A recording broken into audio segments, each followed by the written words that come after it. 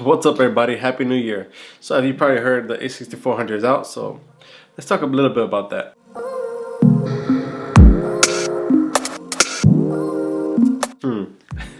What's up, everybody? My name is Amauris Hernandez. If you're new here, I do photography, behind the scenes, tutorials, a little bit of cinematic stuff, and I'll try and incorporate vlogs this year, but let's see where it takes us. So considering hitting that subscribe button right there, turn on the post bell notification, and let's get this video started. So here I have the A5000. As you see, bam! I don't see much of an upgrade for the a6500. Maybe on the software side of things, but not too much when it comes to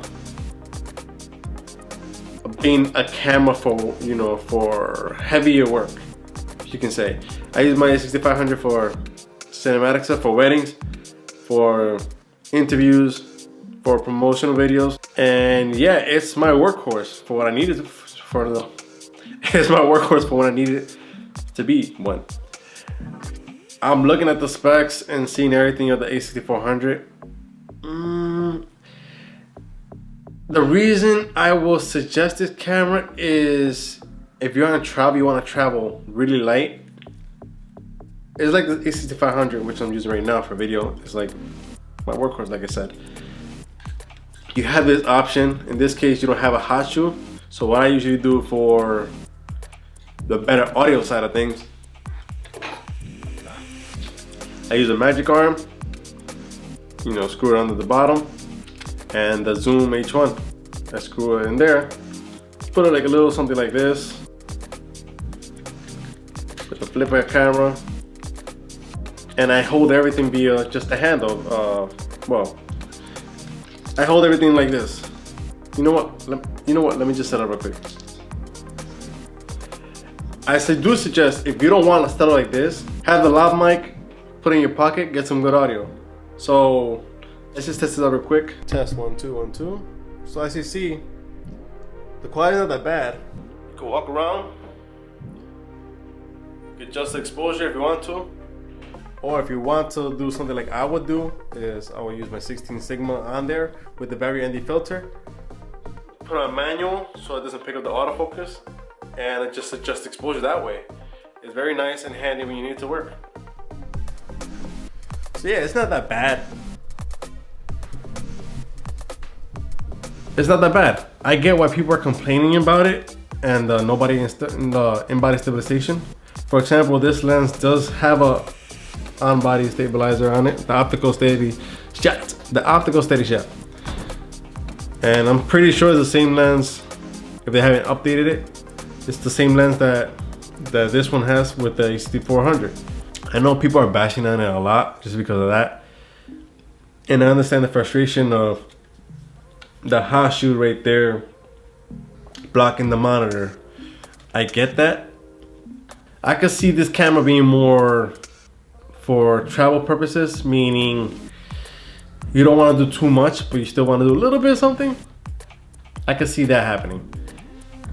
You can also use it for like this setup right here, for YouTube. I think it's great for YouTube, to the extent of you want the off-camera audio. You don't want the internal audio, obviously. If you don't care about it, then go for it. Now, where I go about the screen going up, I don't like it. I do like it and don't like it. Here's why. The autofocus from what I've seen for the video for vlogging is great.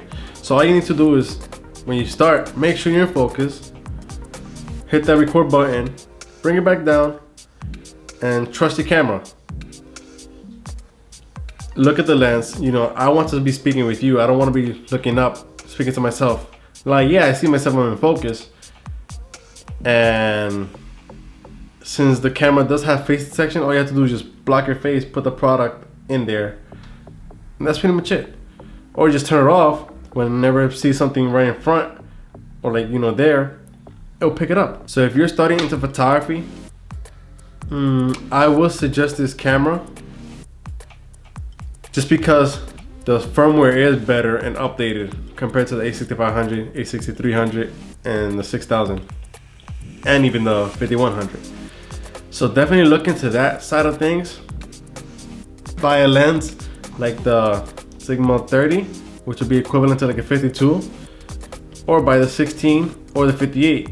So you have like your holy trinity of crop cream lenses. It's something to think about. If you're interested in pre-ordering it, hit the link below in the description. It helps this channel out. If you're not, by all means, don't click on it. But just show me love, hit the subscribe button, and I think I covered everything that I need to cover about this camera. So yeah, think about it in that way. Don't think about it as a perfect camera, because my perfect camera for me, since I'm a hybrid shooter, is the A7 III, meaning on the photography side and the video side. When I need it, and it's there. I could trust it. I know how to set it up for my needs without looking at a monitor, which is not a bad thing, but it just shows how much you trust your camera when it comes to that.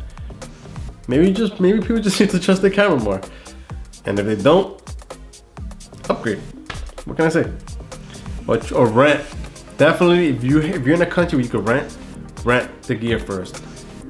If you can't, buy it, try it out as much as you can. Hopefully you get no scratches or dents on them, so you can return it and go into look into something else. But yeah, I think I covered everything.